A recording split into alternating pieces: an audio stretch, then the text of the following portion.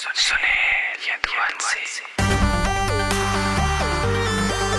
चलेगा चलेगा, भारत में सिर्फ बाबा साहब का संविधान ही चलेगा।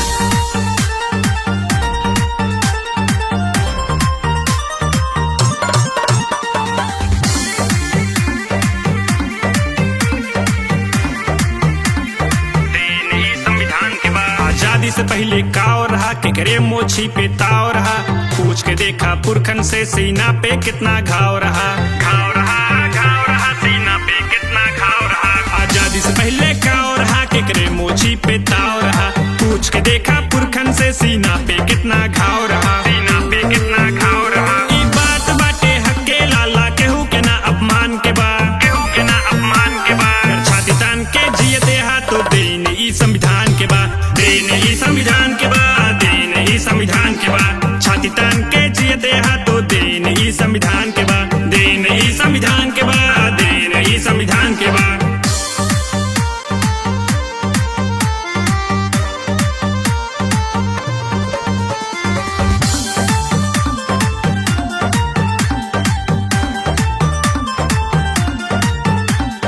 याद करा ऊ दिन जब तू छुआछूत में जियत रहा, खून के आंसू पियत रहा, कई के गुलामी जियत रहा।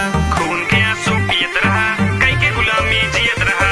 याद करा ऊ दिन जब तू छुआछूत में जियत रहा, खून के आंसू पियत रहा, कई के गुलामी जियत रहा, कई के गुलामी जियत रहा। ना पीठ के पीछे झाड़ू, ना अब खतरा केहू के जान के बा, जियत जिंदगी शान के बा। अगर छाती तान के जियते हा तो देन ई संविधान के बा, देन ई संविधान के बा, देन ई संविधान के बा।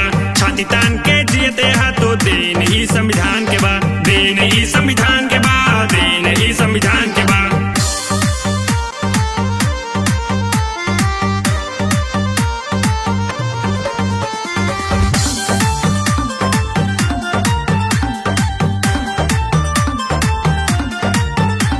जय भीम के गूंजत नारा बा, सब कलम से लिखी धारा बा।